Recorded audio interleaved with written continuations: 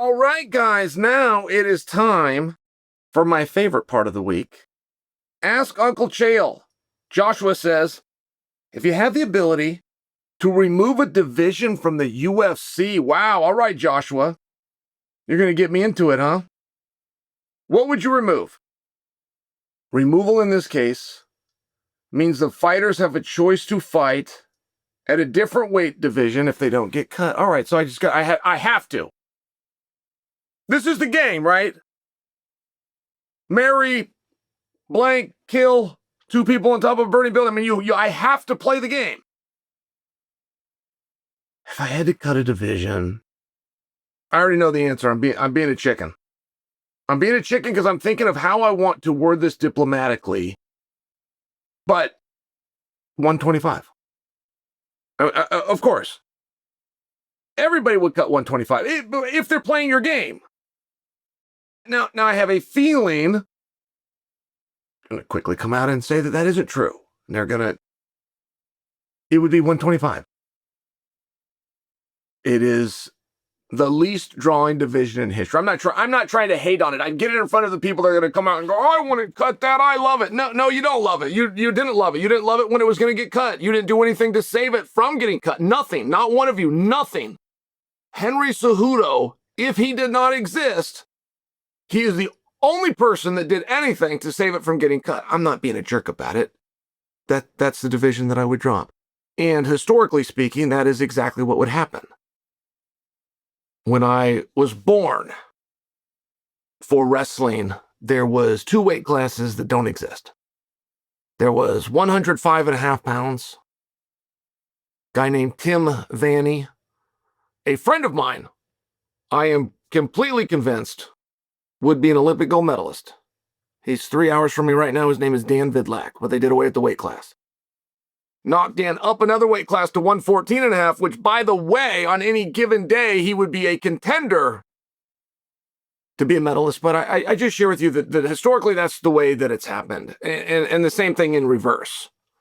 When they add weight classes, the smaller weights are the last ones to be added. So, all right, check this out, guys. I want to tell you something. People love to talk about training hard, and they love to talk about recovery, but very few people actually do something about it. I've had my Bear mattress a few months now, and the biggest thing I notice, I fall asleep fast, I stay asleep, and when I wake up, I'm ready. Not rested, I'm ready. There's a difference. And look, if you were like me and you spent years beating your body up, your back and shoulders feel it. Since switching to Bear, I have genuinely noticed less stiffness when I wake up in the morning. And that's because Bear mattresses are built for recovery. They are trusted by people who understand sleep is tied to performance. And Bear keeps on winning awards too. Best overall in the 2026 Oprah Sleep Awards. And Wire recognized Bear as the best mattress for back pain. And here's another thing I like.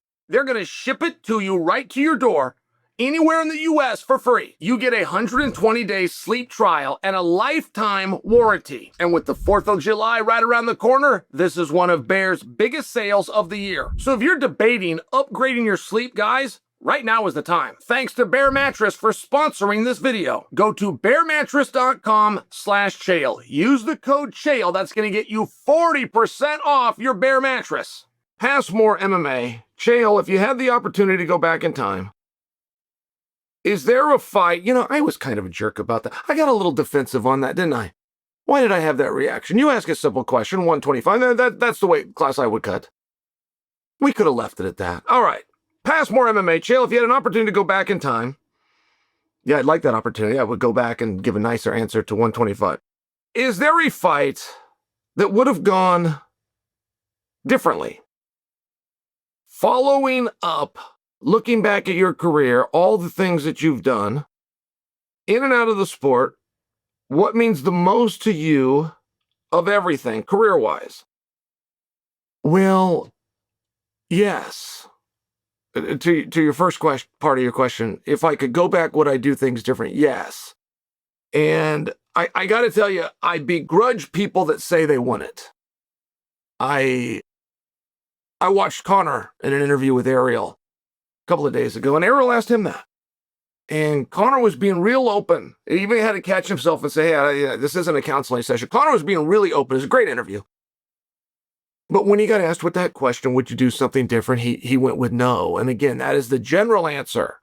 And then there's quickly a spin. Even if somebody has a bad behavior, they'll spin and go no because that's what led me here today. There is nothing, if I could do life again and I had the answers, there's nothing that I would do this. I would have got right every time. I'd have put it on red every time it was going to be red. I'd have put it on black every time it was going to be black. The only thing, if I could do life again, that I would do the same is my hot ass wife, Brittany. Everything else was a cluster of mistakes that you then fight through. And what was my proudest moment? 1998 NCAA tournament. I was in what was called the blood round. I won that match, became a All-American. That is my highest achievement. Brandon asks, do you love lamp? That is a colossally stupid question. I'm stunned that you went to social media and asked me it. And I'm even more stunned that I have taken 10 seconds to answer you. I do not love a lamp. Sweet duck, roller skate. Why haven't you been on Gutfeld lately? You know, that is my number one experience, by the way. Of anything I've got to do, I love going on Gutfeld. And by the way, there's nothing I've ever done outside of Joe Rogan. And by the way, it's close where I've gotten more rub. Where I'll go on and I'll come home and people say, hey, I saw you. It could be my Aunt Pat watches that every night. It could be my neighbor Jim.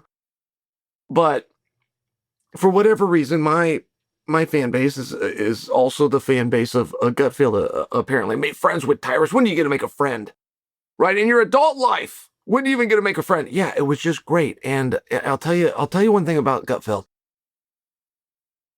You think of Fox, right? New York City. Sometimes they'll do an establishing shot and they'll show, News Corp is in this huge building that looks like it's bomb-proof. Gutfeld is like in an alleyway behind that big, beautiful building. Gutfeld is in like an alleyway to where I'm convinced when they gave Greg Gutfeld the shot, they didn't know he was going to succeed. It's put in a type of building that looks like an afterthought. And he took that thing to the biggest, that is the hottest show. And it's such a great experience, by the way. There's no rehearsals. We get there and you have just enough time to get yourself a cup of coffee. Greg walks in and yells to the room as he comes in, let's go, guys. We all go into this other room. If the show's an hour, you're there an hour and 2 minutes. All right. Cheney the Vampire. If Ian and Conor both win or both lose, is the obvious next fight an Irish showdown? Yeah, it is now that you just said it. It is now that you just said it. Brendan Schaub did a piece and convinced me. And Brendan put this out about 2 months ago. And he said that Conor and Chandler is going to happen. And he said, no matter what happens to Chandler at the White House, he said, mark my words, they won't cut him. They'll hang on to Chandler and they'll keep him available for a December, January-esque showdown with Conor. Now, I like your idea with Ian as well, but Conor is up against it in ways that I've never seen. I can't think of anybody that has been up against it more than what Conor's got to deal with right now. Conor, to win this fight, doesn't have to just do something that nobody has ever done. He has to do 3 things that have never in history been done. He's got to beat a top guy at a weight class outside of his prime. He's got to come back from that leg injury, of which 3 other people have sustained. 3 other guys came back, and none of them looked the same. Victory or defeat is a different conversation. They didn't look the same. And he's got to come back after 6 years out into a 5-round atmosphere. That one detail will sway the odds. That's good for 5 points. If everything was perfect and Conor had to come back after 6 years off into a 5-round atmosphere, that alone would make him a 5-1 underdog. And I don't say any of this against Conor. You would be hearing me wrong. I don't know if I have ever pulled for somebody. I want him to do this. I want him. He will make us all feel young. He'll make us all be inspired. It will be an incredible thing. But there's some fights that change you, right? And every fighter gets really good at what we call flicking it. Flicking it is where you give up. You give up on live television in such a convincing manner that nobody calls you out for giving up. And there's ways that you can do it. The number one way is what's called the rear naked choke. Now, you'll get these jiu-jitsu and submission buffs that'll argue that that's the greatest submission, and they can even show you by the numbers. That's the move. That specific move has finished more guys, and it's so devastating. The opponent is cooperating. The rear naked choke is not some masterful technique. The rear naked choke is the peaceful gentleman's way to get the guy out of there who no longer wants to be there. You're never going to understand what I just said, but anyone that's done the sport will. Now, Max doesn't give you that ability. That's the problem. If you fight Max, he's going to hurt you badly. Justin Gaethje, who is the undisputed champion of the world, did not just lose to Max. He got beaten up very badly. Justin Gaethje fighting Ilia Topuria and Khabib Nurmagomedov combined did not get beat up as bad as he did in that one fight with Max. Let's go a little bit further. Khabib Nurmagomedov, Ilia Topuria, and Tony Ferguson combined did not beat up Gaethje as bad as Max did. And see, that's the problem. If you get down on the ground, there's a number of ways to flick it. It's hard to do on your feet. It's very hard. You got to take just the right shot. You got to know right in the moment that's the opening. That one landed clean enough. Let me go down, bring in my tag team partner, Herb Dean, get to the locker room. Nobody will know the wiser. Max doesn't generally hit you that hard. He just hits you a lot. And then he hits you a lot more. It is, matchup-wise, a disaster. But one thing that we learned over the weekend in watching Justin Gaethje's success was not just a celebration of Justin Gaethje, it was also a celebration of Max Holloway. It also shows you, and 155 pounds may be on display more than any other weight class. There's 8 guys that can be world champion. Many people, myself included, believe that the world champion hasn't even been put in there. They believe it's Arman Sarukian.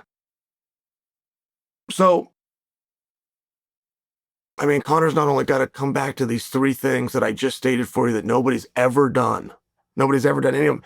He's arguably got to come back against the world's best 155-pounder.